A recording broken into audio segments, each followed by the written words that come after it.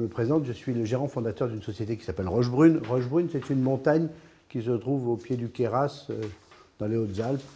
Donc c'est ni Roquebrune à Nice, ni le Rochebrune de Megève, c'est le Rochebrune des Hautes-Alpes, près du Queyras. Rochebrune, c'est une boutique de gestion qui est spécialisée dans une seule activité, c'est la sélection de valeurs mobilières internationales, qu'elles soient européennes, américaines ou japonaises.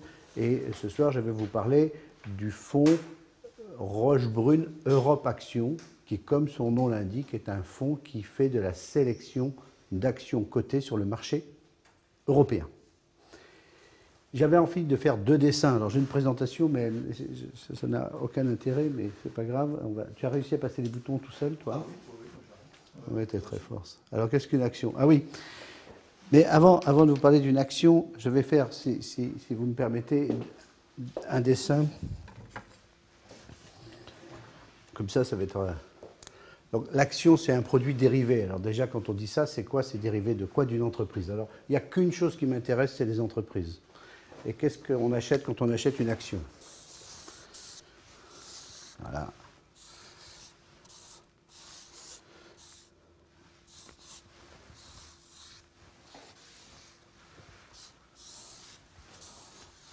C'est très très beau. Et c'est une entreprise.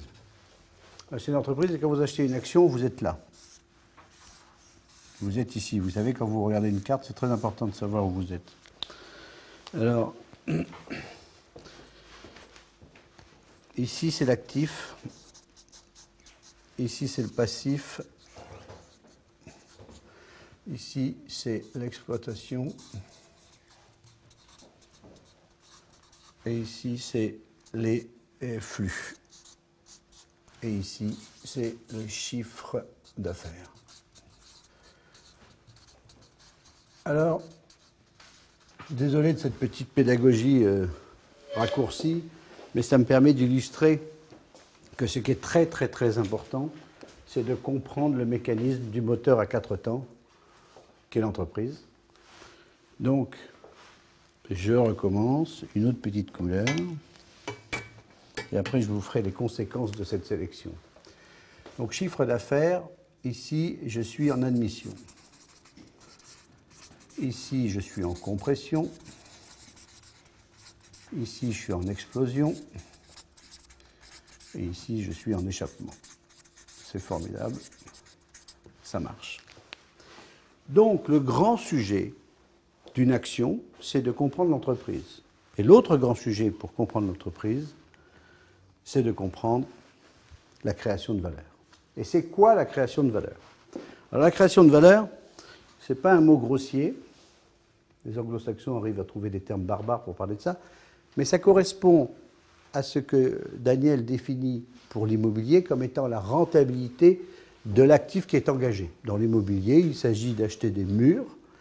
Il a parlé des murs de Darty à la Madeleine, loués à un locataire qui s'appelle Monsieur et Madame Darty.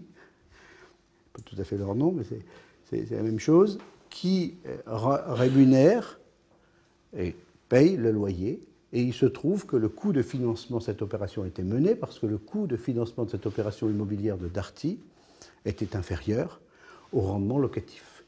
Et vous, épargnant au travers de la SCI, vous travaillez sur un rendement net, avec un savoir-faire qui est fort, qui est la continuité, c'est ce que tu expliquais, c'est dans la durée, c'est donc d'avoir la pérennité de la location. Alors, si je devais définir où est le loyer dans l'entreprise, il se passe ici, au niveau de l'explosion, au niveau du résultat d'exploitation. Et si je devais définir ce qu'était l'actif immobilier, c'est cette partie-là, ce sont les actifs engagés.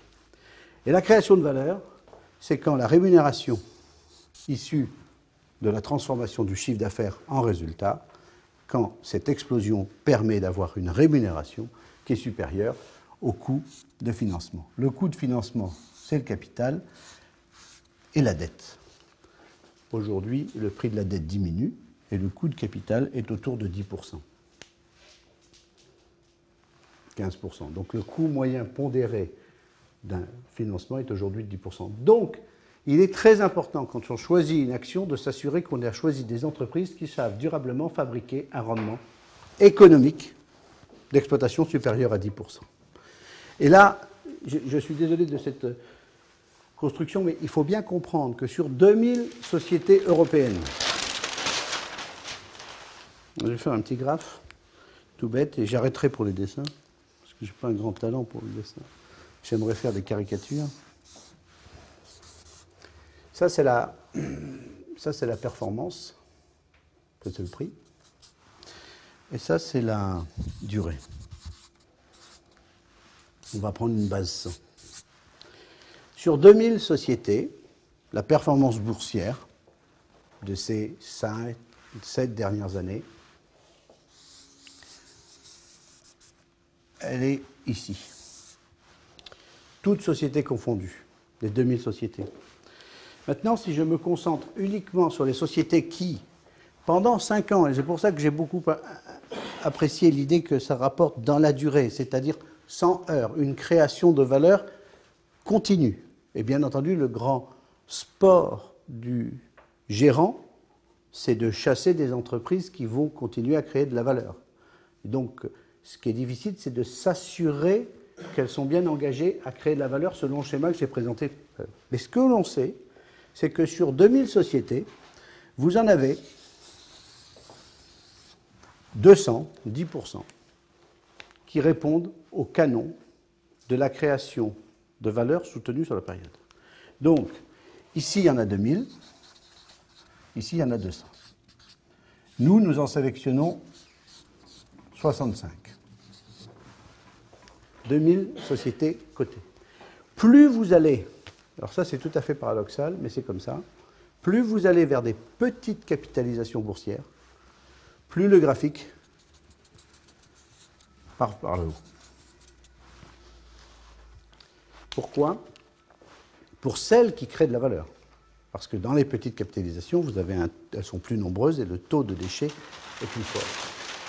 Pourquoi? Parce que, tout secteur d'activité confondu, les petites sociétés qui sont gérées selon ce respect de la gestion de cet actif sont donc des sociétés qui sont petites, donc peut-être plus fragiles, donc très sensibles à avoir une qualité d'explosion, donc une qualité de résultat d'exploitation. C'est vraiment là-dessus que je voulais insister. Donc notre modèle de gestion n'est absolument pas financier, il est fondé sur la lecture fondamentale des entreprises. Et l'entreprise, c'est pas un truc, c'est pas un gros mot, hein, ça fait vivre beaucoup de personnes. Une caractéristique statistique sur les entreprises depuis les 2 dernières années, vous avez vu que les marchés d'actions ont monté. 2013, les marchés d'actions ont monté. Sur le semestre qui vient de s'écouler, ou qui est en cours d'écoulement, la performance est de l'ordre de 7%. Le marché était essentiellement emmené par la baisse des taux d'intérêt longs, j'y reviendrai. Mais ce qui est très intéressant, c'est que ça, c'est la partie qui a monté en bourse. C'est la partie des actions. Or, la valeur des entreprises a baissé. Pourquoi? Parce que les entreprises, pour les meilleures d'entre elles, qui savent créer de la valeur, qui sont dans ce schéma qui fonctionne, ont réduit leur endettement, ont su maintenir leurs investissements et ont su payer des dividendes. Donc le paradoxe, c'est que nous sommes dans une situation où les marchés d'actions ont bien progressé, de 7% sur 6 mois ou de 15% sur l'année, mais dans le même temps, la valeur d'entreprise a diminué parce que pour les meilleures d'entre elles, elles ont réduit leur dette. Donc c'est très important de regarder, quand on regarde une entreprise, c'est de regarder la contrepartie de l'actif. Donc, je n'ai pas d'aussi belle photo que toi de tes magasins et des entreprises, mais j'ai des histoires.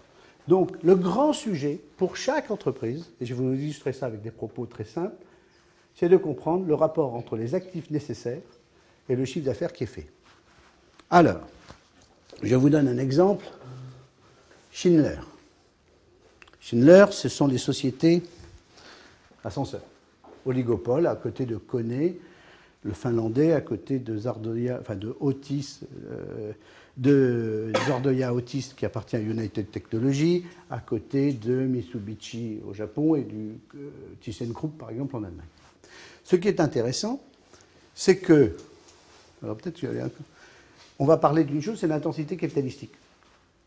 Schindler, historiquement, est dans le métier de l'industrie. Donc l'industrie, c'est sale, normalement, il y a des machines. Eh bien, Schindler, c'est une société de services à part entière, c'est presque une société de services informatiques. Schindler réalise 8 euros de chiffre d'affaires pour 1 euro de capital engagé. Voilà une pure société de services.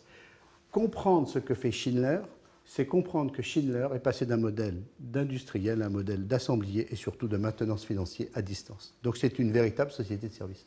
Si je prends maintenant un autre exemple plus capitalistique, Aéroport de Paris, c'est de l'infrastructure, on le comprend, c'est des concessions longues, c'est 50 centimes de chiffre d'affaires pour 1 euro sur la table.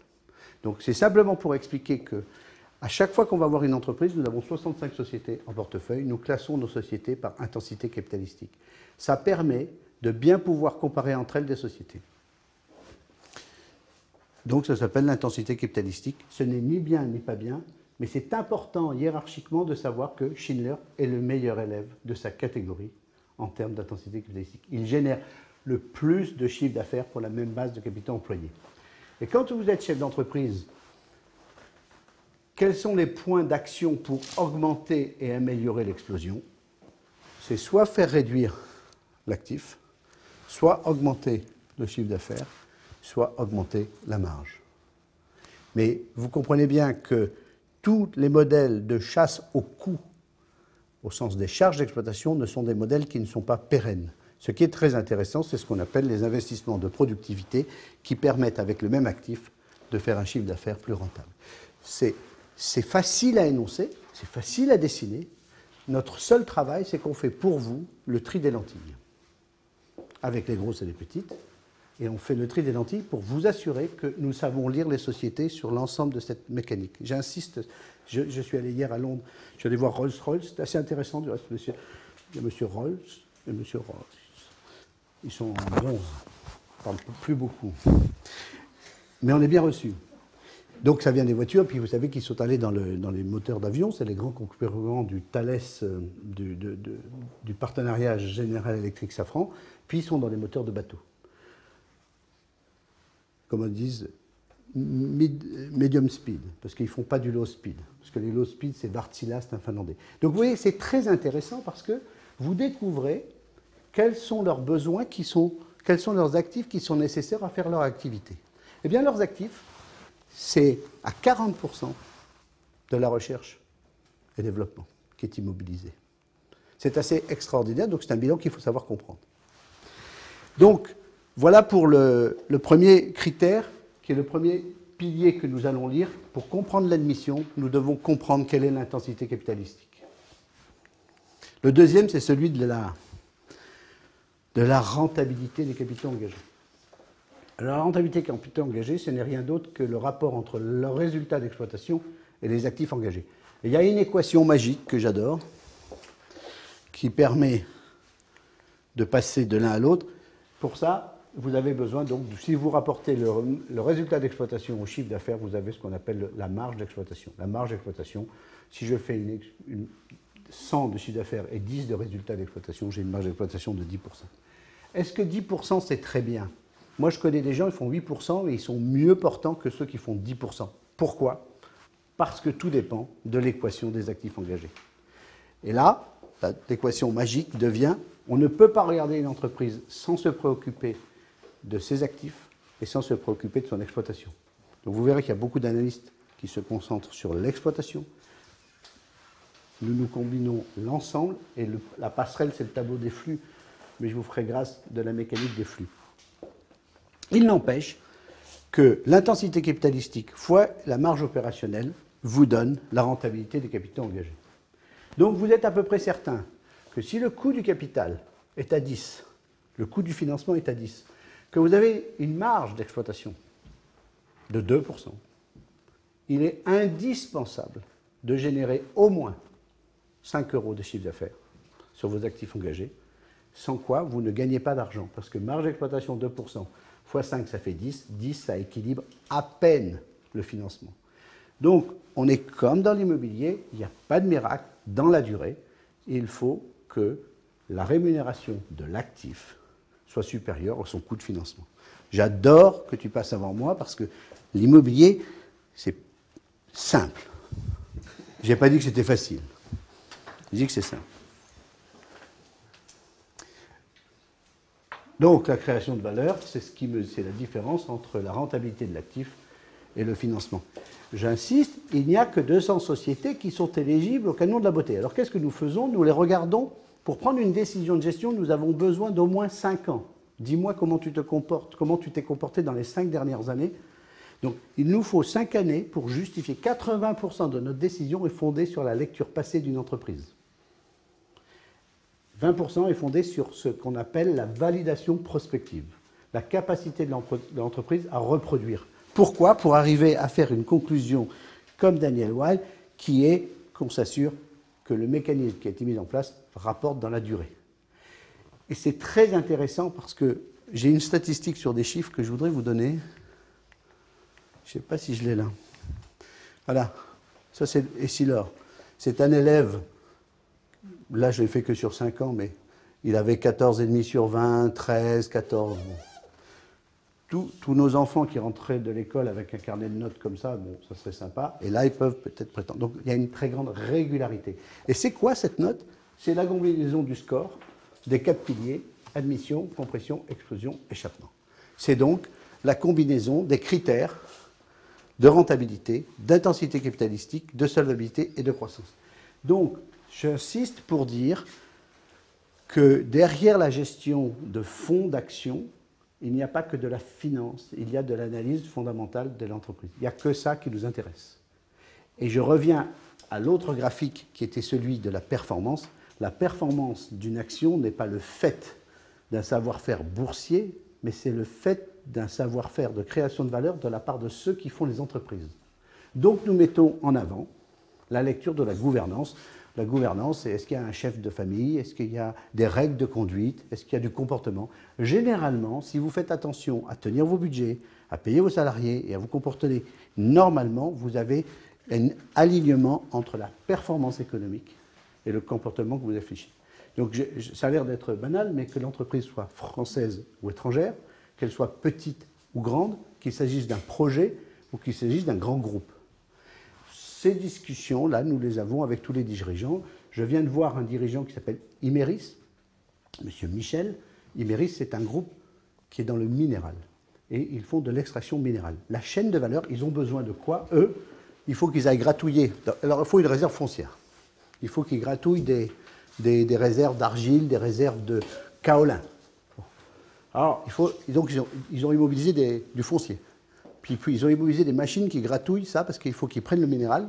Et ce qu'ils savent faire, c'est qu'ils ne le vendent pas comme une commodité, ils le transforment comme un applicatif à destination de l'industrie automobile et autres. Bon, eh bien, par exemple, j'ai découvert que le kaolin, ils ne le vendent pas en vrac. Mais le raffinage du kaolin de premier niveau, c'est pour faire de la vaisselle. Mais il y a plusieurs raffinages. Alors si vous êtes chez Wedgwood, c'est pas le même kaolin que celui que vous vendez au premier consommateur de céramique et fabricant de céramique au monde, qui s'appelle indicatif de kaolin là-dessus.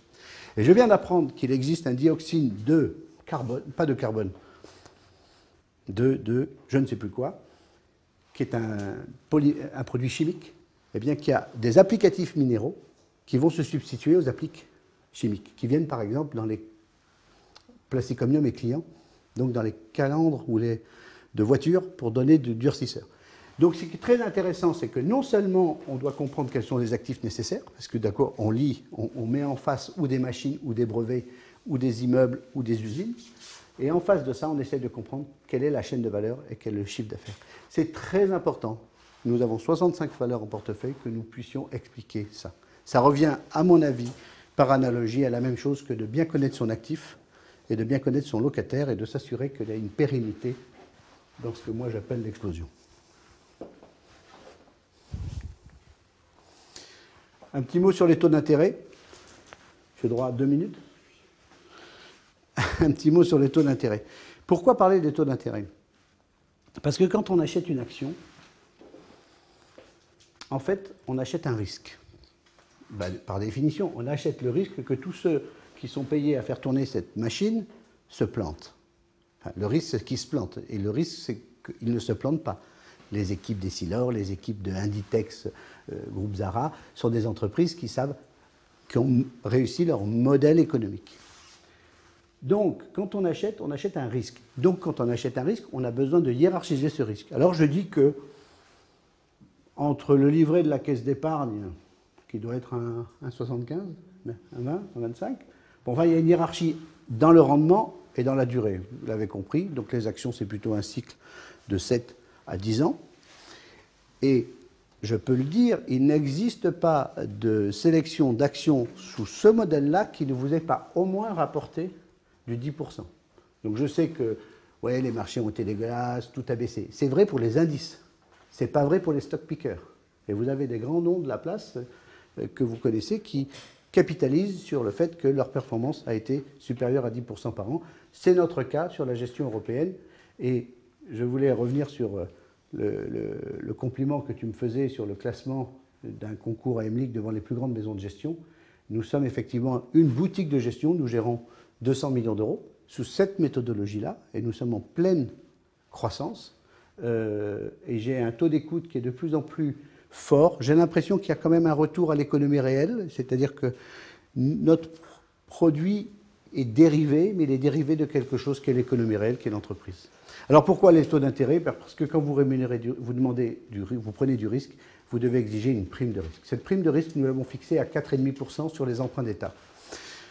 Juste ici pour vous rappeler que les emprunts d'État, la bleue, c'est la courbe pondérée de tous les pays de la zone euro, et la jaune-rouge, c'est celle dite de l'euro générique bond, c'est la référence au taux allemand. Donc jusqu'à 2008, vous avez tous compris que vous pouviez acheter un emprunt d'État, vous l'achetiez en Grèce ou en Italie, vous rémunérez 4,5. Ce qui est assez intéressant, c'est qu'on a pris conscience du risque et qu'il y a eu un effilochage. Donc aujourd'hui, nous exigeons, pour qu'une action nous satisfasse, que l'explosion qui est ici génère un emprunt d'État plus 4,5%, c'est-à-dire 8% corrigé du risque propre à chaque valeur. Donc, autrement dit, on se situe à des exigences de rendement de 9%. Ce 9% est à comparer au 4,15 d'un produit comme Sérénie-Pierre, à comparer à combien vous offrez, M. Weil? 5,20. Bon. Donc, le risque action doit se situer sur une pente qui est une pente de 9%. C'est ce que nous essayons de faire. Et alors, si on parle du dividende, ça c'est le rendement, ce que j'appelle le rendement économique. Hein, c'est mon discours, c'est les loyers. Là, le dividende, j'appelle ça la sanction positive d'un moteur qui a fonctionné. Donc, à l'échappement, il me reste généralement suffisamment en flux pour rembourser l'argent que j'ai emprunté. C'est la moindre des choses. On pourrait proposer à l'État d'appliquer le truc, ça serait bien. Ils s'en foutent parce qu'ils nous redemandent le pognon de l'autre côté. Donc, l'échappement pour la dette. Pour financer les CAPEX, il n'y a pas de création de valeur si vous n'avez pas un entretien de productivité sur cette partie-là, sans quoi vous n'avez pas le maintien de votre intensité capitalistique. Et le dernier, c'est le dividende qui vient servir l'actionnaire. Mais il n'y a pas de modèle par lequel on investirait sur une action parce qu'elle a un dividende. 75% de nos valeurs en portefeuille, on en a 65, donc ça veut dire que 50 valeurs sur 65 versent du dividende. Et ce dividende, on le prend. Mais on n'est pas allé acheter l'action pour le coupon. Mais généralement, le coupon est une sanction positive. Je crois que j'ai été complet sur ce que je voulais vous dire. Nous avons récemment, alors notre grand sujet, c'est d'encapsuler notre recherche dans des fonds. Donc nous avons un fonds Europe, un fonds Euro et un fonds Euro-PME. Notre métier, c'est de sélectionner des valeurs, de faire parler les chiffres, donc selon cette équation, et d'aller chiffrer les palabres des dirigeants. Donc je me déplace pour aller voir des dirigeants. Donc récemment, je suis allé voir Bayer en Allemagne, qui a fait un spin-off très intéressant, qui est pratiquement un pur pharmaceutique, qui a fait un détachement de ses activités chimiques. Duer, alors Duer en Allemagne, c'est les robots de peinture. C'est absolument fantastique. Ces gens-là fabriquent encore en Allemagne et ils équipent le monde entier de robots de peinture parce que le marché de l'industrie automobile est un marché qui est en croissance de 8% par an parce que les investissements ont été nécessaires pour servir la demande mondiale en automobile tirée par les pays développés, émergents et les pays développés, puisque les États-Unis ont connu également un boom automobile. Je suis allé voir Osram, qui est un spin-off de Siemens. Donc le spin-off de Siemens, c'est qu'ils ont divisé, découpé la partie éclairage de Siemens. Donc vous avez la lumière à incandescence, qui est une vache à lait. Là, on se retrouve dans le système où l'explosion passée a été magnifique, et il faut réinvestir dans le LED. Le seul problème, c'est que les trois grands concurrents de la lumière à incandescence, General Electric, Philips et Osram, se retrouvent en compétition dans le LED avec des gens qui ne viennent pas du tout de l'incandescence, mais qui viennent de l'électronique. Et on retrouve Panasonic, Samsung. C'est assez intéressant. Donc je suis actionnaire de Osram, et je suis allé les visiter. Ils perdent de l'argent sur la LED, mais le parc installé n'est pas encore en place. Et le taux d'innovation est très fort, et le taux de remplacement et d'obsolescence est très rapide. Donc c'est un très bon cas d'étude de création de valeur. Technicolor, alors Technicolor, j'en ai parlé, je ne sais plus avec qui, avec notre ami le caméraman, qui est un passionné d'image. Voilà des gens qui étaient, c'est l'ancien Thomson, c'est le téléviseur à tube cathodique que vous ne vouliez plus garder chez vous. Eh bien, Technicolor est une société aujourd'hui qui gère un portefeuille de plus de 500 brevets. C'est assez extraordinaire dans le traitement de l'image. Rolls-Royce, j'en ai parlé. Roche, que je vais aller voir en Suisse, à Bâle, vendredi. Donc, c'est un laboratoire pharmaceutique. Danieli et Delonghi. Alors, Delonghi, je la préfère à Seb, bien que Seb soit un Français. Delonghi est très bien positionné sur le savoir-faire à l'export de petits électroménagers. Et Delonghi, c'est allégé. Voilà encore une opération d'augmentation de la rentabilité du système. Delonghi, c'est allégé de l'activité climatiseur qu'il a séparé de son activité petit électroménager. Vous avez donc deux sociétés aujourd'hui, Delclimat, et vous avez aujourd'hui Delonghi.